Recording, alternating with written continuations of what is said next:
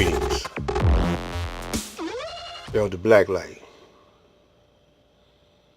your motivator. Now, we in Detroit.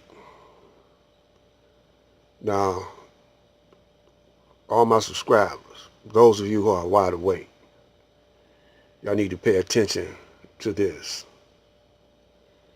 This is the invisible war against black. This is the part y'all don't see.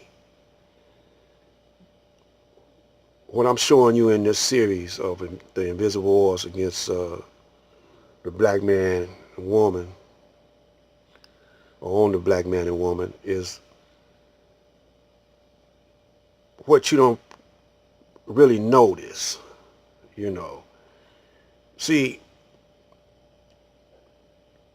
when something happens to one of our celebrities or icons, where it blows up in the news, and for a month or a week or whatever, everybody be focused on that particular subject, you know. But you got to rise above emotions into the thinking of God. Now this is showing you how our enemy is buying up prime land, because all of Michigan is prime, and Detroit especially. Now check this out, and then I'll comment. I have Nashville and green. The rest are red. You have 2 on Christie and 2 on Nashville, right? Yes. I like Nashville more than I like Christie, so maybe both Nashvilles. Did you pull up the picture for this one? I did. 727? Yeah, that's the right off Gunston in the alley, right? Yeah, next to Alley. It's okay. I think I like this block more. Newer roof, that's $5,000, so. Stevie Hagerman and his dad, Steve, buy up hundreds of Detroit homes every year. So are we going after both Nashvilles and leaving Christie alone? Which Christie? The first one? It's the first of 2 rounds of the annual online auction of tax foreclosed homes, run by the Wayne County Treasurer's Office. No, we're gonna pass on, don't bid on that thing. In a matter of days, the Hagermans will become the new landlords Yeah, you of drive already it. occupied homes. We're closing in on Manning, huh? You are the winner. 14019. I'll wait and see what Stevie says. He knows he's shot. When this is all said and done, how much money will you have spent? Under $3 million. Better. Yeah. The tax foreclosure epidemic is a contradiction at the heart of the revival of Detroit, where chic shops and high-rise apartments build up downtown, but east and west neighborhoods are littered with burnouts and board-ups.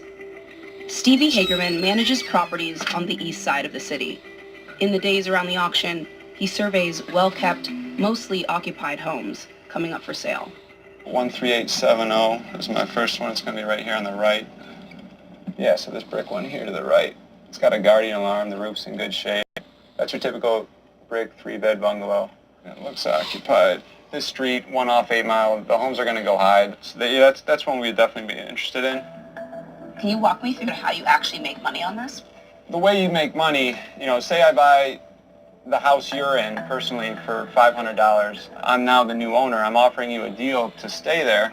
I'm not charging you a security deposit since you're already there. We'll take care of your major issues, whether, it's roof, plumbing, electrical, tank, furnace. We sign a 12-month lease. You pay me $500 the first of the month. In 1 day, we've gotten our money back, and then after that, it's profit. One of the homes he's targeted is Judy. Just a 2-bedroom bungalow, but I made it nice and comfy for me and my family. She's a mental health social worker, making a little over $2,000 a month. So we can have 2 bathrooms, hot water tank. She bought her home in 2009, right as the recession hit, for $3,952. I had to get the pipes changed from lead to PVC. Almost immediately, her tax bills were crazy high.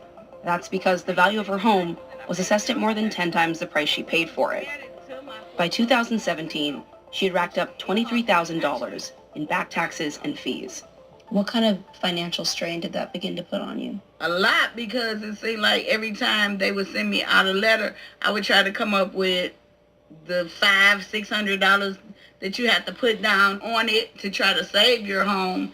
As she put a child through college and cared for her dying mother, Judy only managed to pay $1,000 toward the property taxes she owed. As your home heads into this auction, while you are literally living in it, how are you feeling? It's a lot of history that I had in this house. All the memories of me and my children, my grandchildren, the holidays. My mother lived here before she became ill. Now see, a lot of people skip over my videos, you know, because it ain't the type, these, you know, what I be talking about ain't controversy really. What I'm doing is showing y'all the strategies of your open enemy that y'all don't want to recognize as your open enemy. You know, the type of war that we are in is mostly an economic battle. But they throwing every weapon against us, whether it be a biological warfare, psychological warfare, economic warfare. But y'all don't see that. Now y'all do see when the police brutally murders, but y'all don't know what to do about it. But it all stems from economics, though. And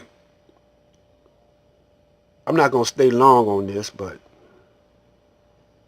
I'm going to keep showing, you know, how they, especially here in Detroit, how they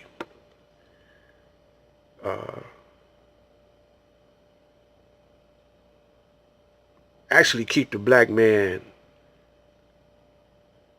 in a subservient position. So you got the city working against, which is mostly black people, against the black man and woman. And but the city's working for the government, the U.S. government. They're not working for the grassroots people. They're working for the government, for the state and the federal government. Ultimately, they're working for the Federal Reserve.